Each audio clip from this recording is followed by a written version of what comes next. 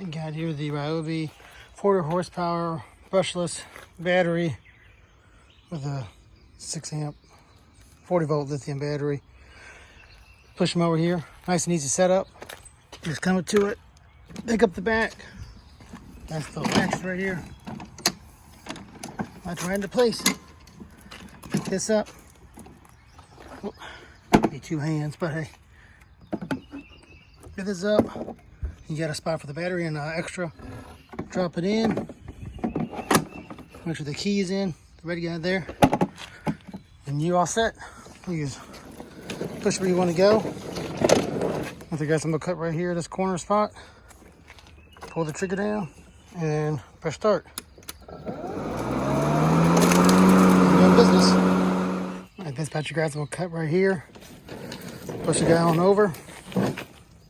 Push to hold the lever down, push start button.